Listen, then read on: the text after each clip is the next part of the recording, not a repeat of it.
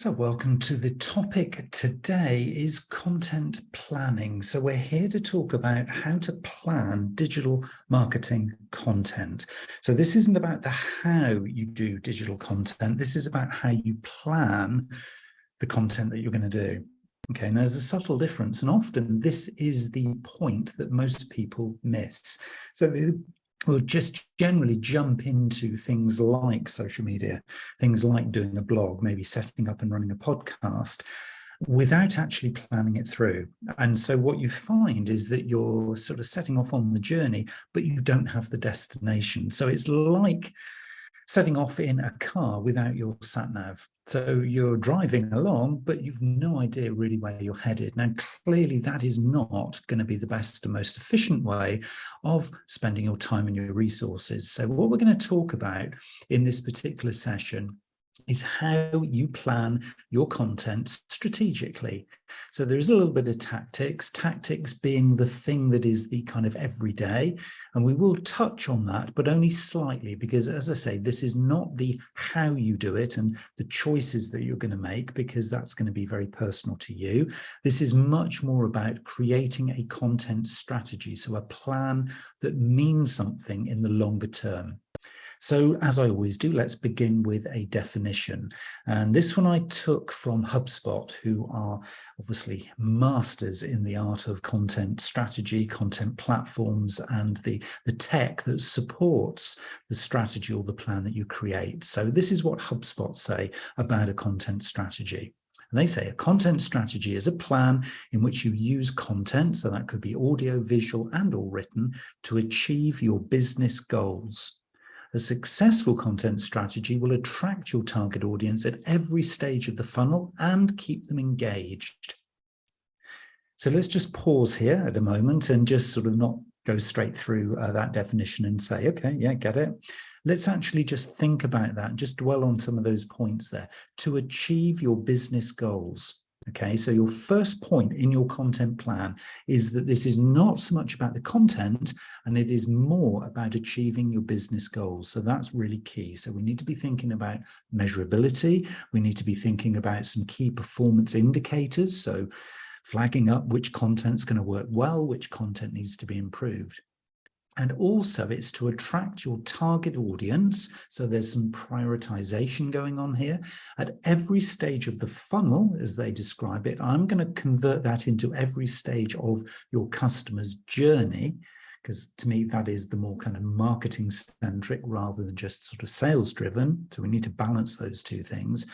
And the key thing that HubSpot say here is, and keep them engaged. So your content strategy and your content plan has at the heart of it the ability to engage your target audience. Now, by engage, we mean that they don't just hear it or read it or watch it or see it. They do something as a result of that. And that is really important. So this isn't just about production. This isn't just about publishing. This isn't just about the ego of looking and sounding great online. This is all about, can I publish and do things in a strategic plan, getting a bit of a content framework so that I can increase and improve the quality of engagement with my customers. So that is our starting point. That is our mantra here. That is what we're trying to achieve. So it is actually less about the choice of channels. It's less about in which social network do I operate, and much, much more about what is the pure quality of the engagement that I'm looking to foster here by having this content plan. So where do we begin? So what we need to do is begin by defining the goals. So what actually do we want to achieve? So some SMART goals at the outset, and we can call these our strategic objectives of our content plan. And that is obviously vitally important as you begin this journey. Then we need to begin to conduct some persona research. Now, I don't really call them customers, I call them personas, because we need to get down into the detail at a granular or forensic level of our target customers. Because if we're just publishing content that we think, hey, it makes me look and sound great, we're doing it all on our terms. We're doing it all for our own benefit and or maybe potentially our ego, the ego of the business, the ego of the brand, or our personal ego. And that's not what a great content plan is about. It's about aligning what you want to say with what your target customer persona wants or needs to hear. That's really important. Then we need to run a content audit. So we need to kind of figure out what has gone before. So what kind of content has worked and at what time of day and what day of the week? What channels have we been using? So a real kind of all-rounded holistic audit of everything that we've done to date. Now, that's not to say that that's going to give us all the answers, but it should give us a little bit of an indication of a good starting place. So where are our starting blocks in our content plan? And a lot of that will be driven by what's gone before. Now, I've got a little tip at the end of this talk for you if you are starting this afresh. So if you have no kind of content plan, hold on tight, because I will at the end of this share with you a little thing that you can do to kind of identify time of day and place and stuff. So there is a way through this if you're brand new to content planning. The next thing then is to choose a content management system. So some kind of platform, and you can keep this super simple and you can do this for free. I'm not suggesting here, unless you're getting deep into this, that you should actually be paying any of your hard-earned cash or budget.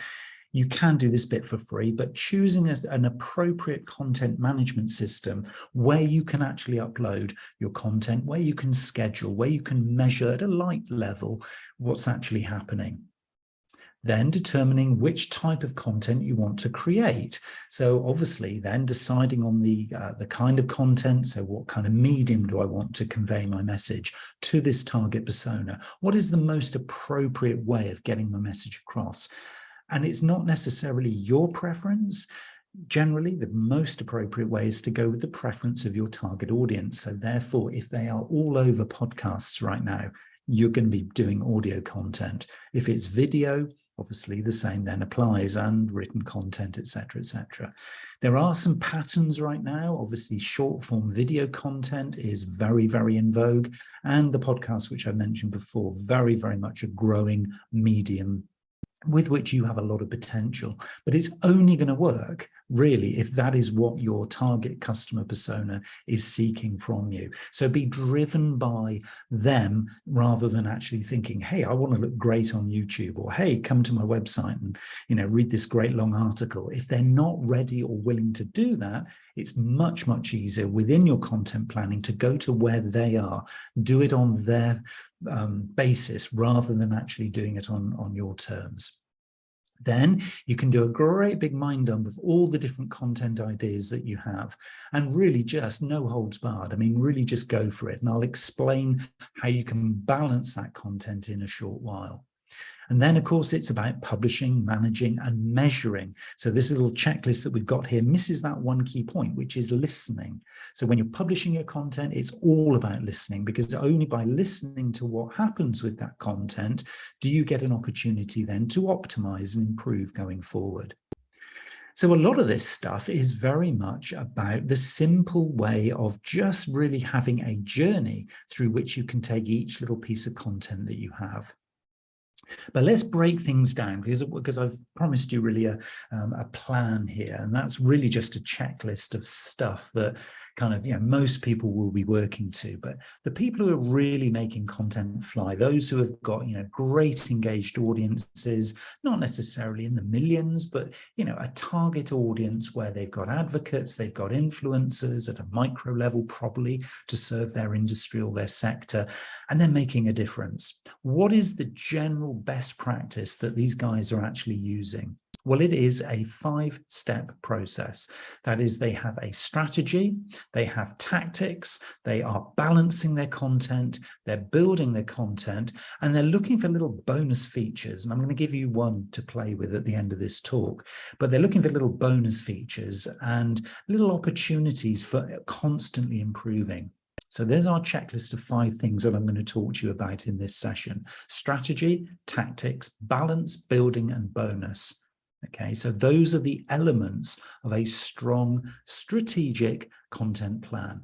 Or the alternative is you just jump straight back into everything that you've been doing and just publish and hope. and watch. And then you'll see the tumbleweed roll past and you'll think, hold on, nobody's coming here, nobody's listening, nobody's interacting. And generally the reason is because you haven't planned it to the level that you possibly could. So let's get into the detail then. Let's not waste any more time just kind of talking about why we'd want to do this. Let's actually get in there and do this thing. So to identify appropriate content within your plan, for me, there's 3 ingredients in the menu here.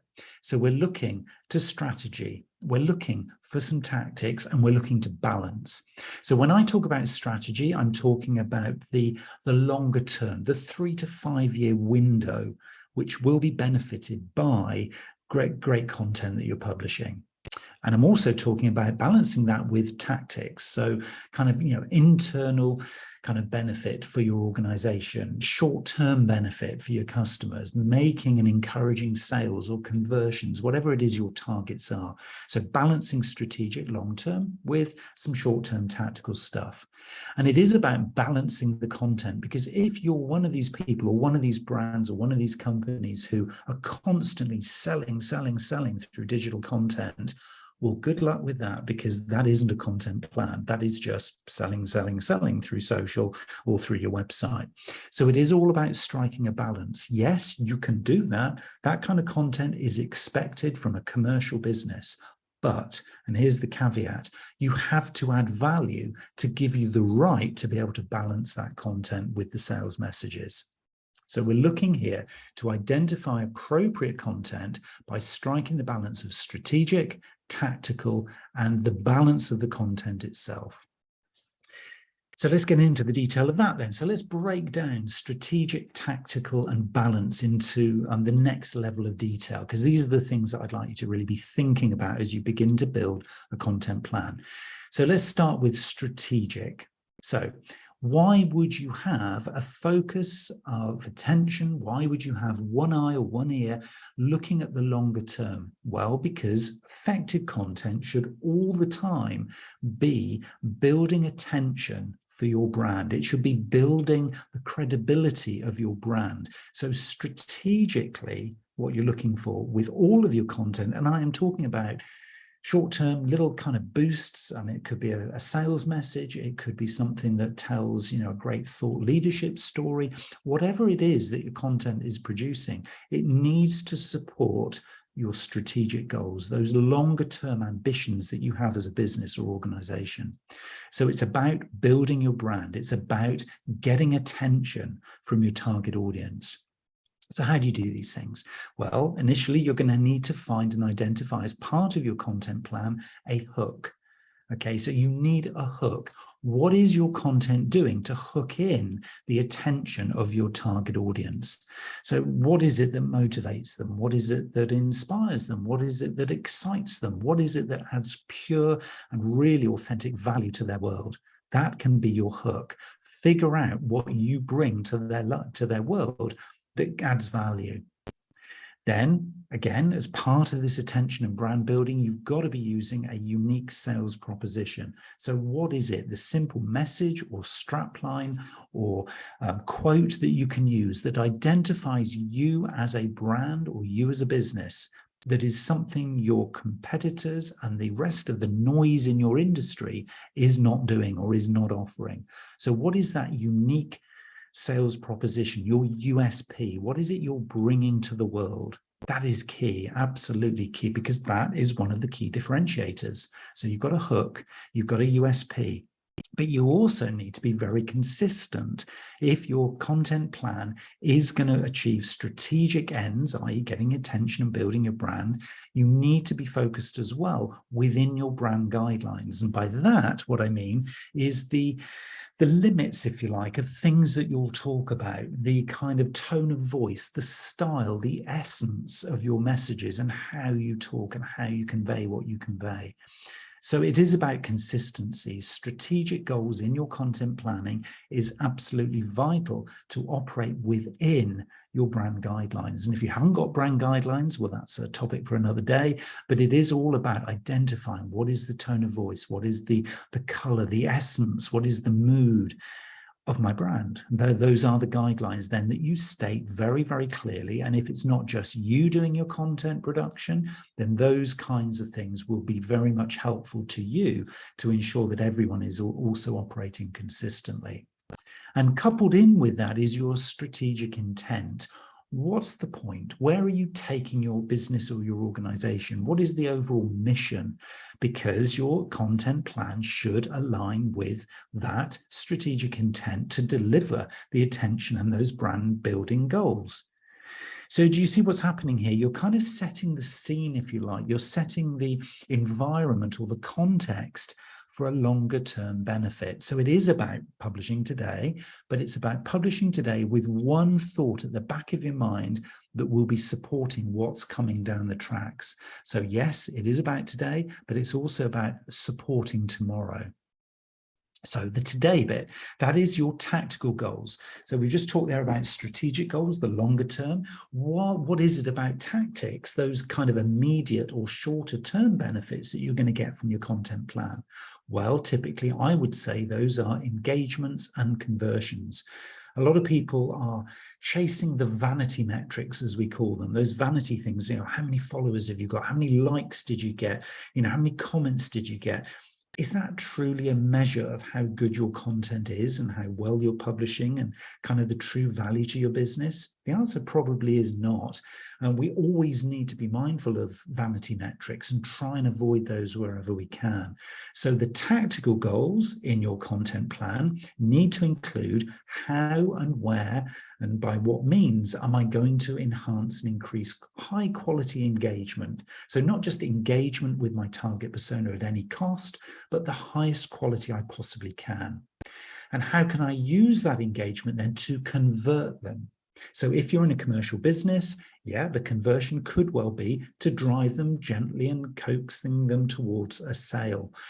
If you're in a non-profit or you're in a government organization or something that isn't a commercial entity, then it might be that you define conversion as influencing their behavior to do something, or it could be if you're into building a thought leadership-based brand, so you're trying to encourage good, community behavior, or you're looking to do something in the sort of eco or sustainability field, conversion might be encouraging people to do something, join a particular group or, contribute to a particular community. Whatever it is and however you define the word conversion, your content plan needs to be super clear at a tactical level where you are driving the engagement of your content towards. So where does your customer persona need to go having engaged with you?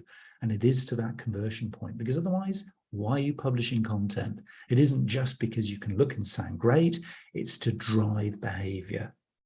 So the four kind of elements I would then be adding into this plan as you think about your tactical goals are, what is your customer journey? Those three phases of the journey your customer is going to be going through, whether you choreograph it or not. That's the building awareness, that's the conversion point, and then the retention phase. So people who are already engaged with you, you can use tactically your content as part of your plan to keep those retained customers happy, stimulating advocacy, looking to get, additional engagement, cross-selling, upselling, back-selling. All of those things are possible if you choreograph your customer journey and then use your content plan to decide, what am I going to say at different choices, at different points in that customer journey? What media am I going to use? Because it could be you use very different media to convey your message if you're building the awareness of your brand versus if you're talking to somebody who is already a customer. You might use completely different social network or different set of tools. So the channels that you select are a really key part of your content planning. What channels are appropriate at different points in the journey? And at a tactical level, as you start to think about, okay, well, what sort of content would I put into the journey at the awareness phase versus the conversion phase versus the retention phase? And actually, if I produce some content, I don't want to be producing 100 pieces of content a day because I simply don't have the bandwidth to do that. What could I do? Well, the lovely little technique of multi-purposing. reusing the same piece of content by cutting it, by dicing it, by just clipping out certain points of the piece of content. So it could be a long form video that you trim down into multiple short form videos, or it could be a blog that you take little sound bites out of and use those in social. It could be that you're creating images and then you do a little zoom in to do a little caption or a meme on a particular image that you're really proud of. So multi-purposing is a really key part of your content planning. So remember that, when you produce a piece of content, always be thinking, where else can I use this? How else can I use this? Can I break this down? A lot of the big producers of content, the Gary V's of this world, will be actually creating probably 20 to 30 pieces of content from every piece of content they create. So if it is a talk on stage, there's probably 20 to 30 little sound bites or snippets that can come out of that little video that's been created. Multiple ways that you can reuse stuff. And that needs to be factored into your plan and probably planning it out, not just guessing or not just hoping you'll remember, but doing it in a really coordinated way. And that will create a lot of content. So how do you balance this stuff? So you've addressed your strategic goals and you've decided, for the long term, I've got some goals and some targets here. Tactically, I've got a plan here now to kind of repurpose the content. And I've got a way of kind of helping to use this content to drive engagement and conversions and behaviors. But now I've got a whole lot of content. I've got a great big pot of stuff, words, images, audio, video, other things that could be in my pot. How on earth now do I balance it? Well, if you've heard any of my talks before, you'll know that my go-to is my little rule of thirds. And my rule of thirds is that you'll be balancing the output, so the delivery of your content, using a very, very simple rule of three. The rule of thirds: personal, point, and promote. So 1/3 of what you publish needs to be personal, getting to know you, helping your target persona to understand the essence of you, getting to know you as a business, organization, team, or person. Really, really key. First P, personal. Second P in the rule of thirds, point, signposting to content that isn't about you, but that is of interest to them. This is really key because this makes you unpredictable, and being unpredictable to a certain extent in content production is absolutely key because it keeps you interesting. Okay, last thing you want to be as you're producing content is predictable, because then people fall asleep. But the point P in the rule of thirds, personal, point, and promote, keeps you kind of, keeps people on their toes when they're looking at your stuff, because they don't know what's coming next. And of course, if you're looking to build thought leadership, or you're looking to align yourself with a particular trending topic or hashtag, then the point is interesting because it allows you then to retweet or republish or review and comment on other people's content. So it makes you very, very aligned with stuff that's happening in your target persona's world. That is critical. And then the third P in the rule of thirds, personal, point, and promote, the third P is promote. And you can use 1/3 of the things that you publish in your content plan to promote what it is you want to do, because you've already bought the right to do that by adding value through personal and point. So I always use the little analogy: if you were to look back over your last 30 tweets, you should see 1/3 of them, so 10 of them, being personal, getting to know you. 1/3 of them, 10 of them, being signposting to other people's content, so retweeting. And 1/3 of them, promote, probably personalized towards the kind of sales opportunities or marketing push or campaigns that you have. Now, there is another little P that's kind of coming into this when we balance this stuff, and this is purpose. Okay, so we've got personal, point, promote, but you might also, if you are working in a very sensitive way, very authentic way, very transparent way, to position yourself or your business in this new sustainability, this new green, this new eco-friendly world, then purpose, your kind of true essence as a business or as a person, can also come through in this balancing of the content you produce, because people going forward want to know how your brand is sourcing its raw materials. They want to know that you're using ethical, processes within your organization. They want to know that you are saving the planet, or at least on the journey of being ethical and carbon neutral, ideally. So those are things also that you might want to factor into your plan. But the rule of thirds, personal, point, promote, is really, really key to making sure that in your content plan, you have the right kind of level and the right kind of essence of stories that are going on at a very consistent level. If you become unbalanced and you go towards just promoting, you've missed the point. If you just talk about yourself, so just do the personal, you've missed the point. And if all you do is take the lazy option, which is just republish everybody else's content, you've missed the point. And the idea is to hit this sweet spot of 1/3 personal, 1/3 point, 1/3 promote. And if you can do that, then you stand a bit of a good chance in your content plan of maintaining the momentum that you will have built at the outset. So let's keep going with this whole idea about the how to do this thing, rather than going into which channels, which content, etc. That's for you to kind of figure out afterwards. I'm giving you the structure here and the checklist of things to be thinking about to create this content plan. So how do you build the content plan? You've got your strategy, you've got your tactics, you're thinking now about the balance. Now you've got to get some tools in place to actually create and build this content plan. Well, for me, there's 4 elements in play here. There's mind mapping, there's storyboarding, there's flow charting, and there's evidence-based scheduling. Okay, so we need to be able to schedule our posts at the right time and the right day of the week. So mind maps, storyboards, flowcharts, and scheduling. So I just want to look at these briefly, just for a moment, and let's sort of talk these things through. So let's begin with mind mapping. Now, if you've already, if you're a visual person or you've already kind of done a little bit of this, this will make complete sense to you. But the idea is to kind of get it on paper or get it on screen, and particularly if you're collaborating with others, creating a mind map of your plan is a really, really surefire way of getting everybody's kind of what's the word? Engagement with it. So if you're using an agency, or if you're using staff, or if you're using colleagues and peers to kind of do this stuff, this is a great collaborative tool, okay, to get everybody on board. Now, some of your content's going to be daily, some of it's going to be weekly, some of it could be monthly. You might do quarterly content, you might do some semi-annual content, you might do yearly content, and you can do some great big strategic, maybe 3 to 5 year content. And you need a little micro plan for each of these things. So what is your daily content? Marketing. What's your plan for that? What is your weekly content? What kind of differences are there between the two?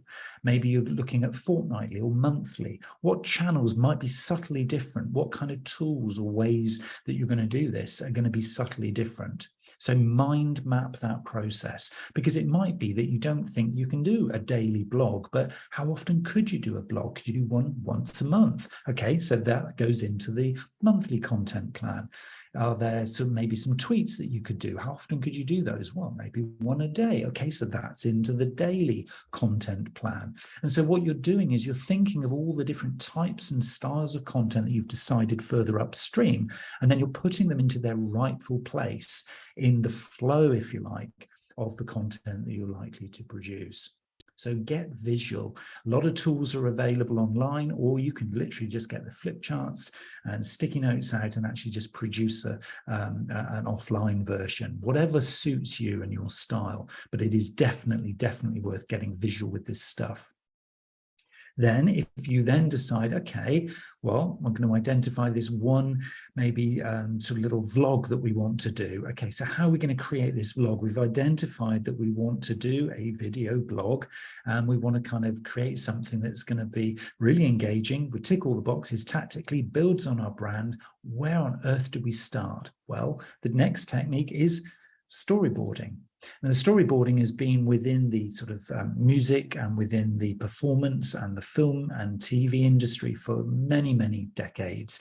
And it really is breaking your story down into little bite-sized chunks, little kind of usable sort of snippets, if you like, that together and in a particular flow will build the story. So storyboarding, again, another very visual, very controllable, but at a granular level of detail that allows you to plan how you're going to do what it is you're going to do. So if you were going to do a vlog, breaking that vlog down into scenes, into little kind of mini chapters, and then you can just focus on those chapters and then weave them together, and there's your content. And of course, any of those little scenes might themselves just be little short form videos, for example, that you can then repurpose or use as a promotional hook to get people in to use the full thing. So storyboarding is a really neat way of actually, again, getting everybody's buy-in if it's not just you producing it, but also then getting a little bit of control over actually what is going to happen. So you're not just saying, hey, I'm going to do a vlog. And then you sit there thinking, but I'm not sure how. It's about going into the level of detail that allows you to see the thing evolve in itself. And as you do more and more and more of these, of course, you're unlikely to do, one at a time. A lot of this is going to be, you can do multiple things, at the same time. So flow charting is the next little technique I'd like you to think about. And with flow charting, what you're doing is you're thinking about, okay, so who is going to do what and when? So it's like a little mini project plan, if you like, for your content plan. And so it will be, particularly if you're using others like copywriters or graphic designers, or maybe you're using an external agency or PR consultant or a digital marketer to kind of do some of this. It allows you and them to be able to see what's coming, when it's coming, and actually the flow of the production of this work. Because if you've done the storyboard, you then need to be able to put that storyboard into practice. And of course, you can't do that if you're just sat there thinking, right, well, who's going to do that? And when are they going to do it? And nothing will happen because it's in the too hard to do box. But as soon as you plot this out using some form of flow chart, you get a workflow. And so the more stuff you produce, the more you need to be doing workflows, the more you need to be doing storyboards, and the more you need to be doing mind maps, because then you can see holistically all of the opportunities that you have available to you. And of course, what does that do? It allows you then to prioritize what's most important. And of course, the next element then is, okay, I've now got all this amazing content in my plan. I'm ready to go. I've got short form, I've got long form, I've got all this incredible stuff. When will I produce it? When will I publish it? When will I hopefully start to see some results? Well, this is all about scheduling. And this is a really, really key element in your content plan. Scheduling your content. In other words, what day am I going to put this out? So this isn't about which channels. This is all about schedules. So when is this content going to go out? And at what time of the day is it going to go out? And of course, for different customer personas in different stages of their customer journey, for different tactical goals to different strategic ends, the answer could be multiple times. Because each individual that you're trying to target, and of course they could be massively different. You've got customer A then, you've got customer B there. They could have very, very different profiles, be using the internet, for example, at very different times of the day, days of the week. So you have to get down into the detail again. Now, you will find if you do a search on when's the best time to publish on Facebook, or when's the best time to be on Instagram, publishing my reels, you will find there's a lot of people with a lot of opinions, if you like, on this. You'll find lots of infographics, lots of research that has been done. And I would say for most of us, that is not worth your time at all, because these are just generic times. And they're not specific to the person you're targeting. They're not specific to your content plan. Now, if you're starting out and you have absolutely no idea because you're a startup business or you're just brand new to content planning, you need somewhere to begin. So maybe starting at these points where Facebook, it's Thursday between 1 and 4, or if it's Instagram, it's, sort of Tuesdays at 2:30 in the afternoon for your time zone. Maybe those are good starting points because you've nothing better. But the best content plans are ones where you are continually listening and watching to see when you get best engagement. So using the tools available to you to give you that feedback so that you can very, very quickly be tuning and tweaking your schedule so that it goes out, your content goes out at the right time to get the best engagement, because you've got the evidence from listening and watching. So every time you publish something, your job is not done once you published. So it's obviously a lot of work has gone into all of this, but your job has only really just started, because now you need to be listening, you need to be watching, you need to be engaging and really sensing, was that the optimum time? And if it wasn't, if I was to tweak that by half an hour next time I do it, will that give me something better? And oh yes, look, it did. Or can I do it tomorrow instead of yesterday? And if I do that, does that make a difference too? So constantly listening, actively listening, and then you're able to optimize. In other words, every time you post, you're getting that little bit incrementally better. You're probably unlikely to get this right first time. And in fact, actually, none of us really ever get it completely right. And that is the honest truth. So treat with a pinch of salt, treat with kid gloves, these kind of, we will tell you the very best times to post on social media. It's all kind of made up. These are not optimal posting times. Only you will be able to uncover that for your unique case, your unique condition.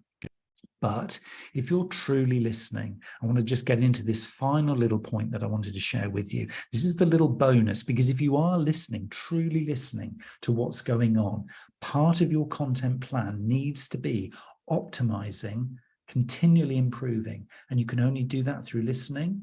But if you do this, you then stand a chance of moving into what is probably right here, right now, the most significant thing you can factor into your content plan, which is, how am I going to stimulate user-generated content? UGC, user or customer generated content. In other words, content that's talking about you, advocating you, binding with your content using maybe some hashtag strategy, because you've ultimately seeded content that is really, really shareable, that people want to pass on, they want to comment, and then they want to create their own content based around the content that you've just seeded. Because potentially, if you can get people generating content on your behalf, well, they become part of your marketing team in lots of ways. And the trust and credibility, according to the research, from user-generated content that is really authentic and transparently sharing the great value that you're bringing, is so much more valuable than any content you could ever publish about yourself. So right here, right now, always have at the back of your mind, is the content in my content plan ultimately shareable? Because if it is, and I can seed a little conversation that then goes whoosh, and everybody's wanting part of it, everybody's sharing it, then potentially you are looking to go viral. Treat with a pinch of salt. Again, anybody who says, I can produce some viral campaigns or I can produce some viral content for you. There is no such thing as viral content. It's content that just happened to go viral. But you can, if you stay very, very focused on your customers, very focused on your content plan, you can stand a chance that your content will go viral. You cannot write viral content, but you can write content that goes viral. So don't beat yourself up if you're finding that your stuff isn't being shared. Just continuously, constantly be actively listening so that you can improve with every single piece of content that you produce. So here's my final little tips on this subject of content planning. Be consistent and familiar. This came from rollingstone.com, who did an amazing article on ultimate content planning. And they said, be consistent and familiar. Make your content with passion. Everything that you produce needs to come from the heart as well as the head. Tap where you can into a trend. So those hashtags, those trending things, of course, that's going to then hopefully get a little bit of viral stuff going if it can. Allow it to grow organically. So if you've written a thought leadership piece or a blog, add to it. Grow it organically over time. Don't just publish and think my job is done. It's only just started. Be uplifting and inspirational. And particularly if you're looking to become a thought leader on a topic, that is key. Create excitement, be inspiring, be motivating. Just do good stuff, really, really. But all the time, be original and authentic. Authenticity in your content plan is crucial. You can push the boundaries, but remember those brand guidelines, keeping in time and in tune with everything that is the right thing to do for your brand at all times. Great content immediately engages. So always think, what did I want the person reading or watching or listening to this to do? What is the call to action? Because that has got to be key. Because if somebody does want to engage, you've got to then lead them to the next stage in their journey. And that is absolutely crucial and important here. And make sure that everything that you do, everything that you say is on brand, because that's key. Remember that content planning, yes, is about content, value today that's going to do some great stuff for you right here, right now. But a lot of this stuff needs to retain the brand credibility, the essence of your brand. So remember to balance tactical with strategic at every stage in the process as you start to create your content plan.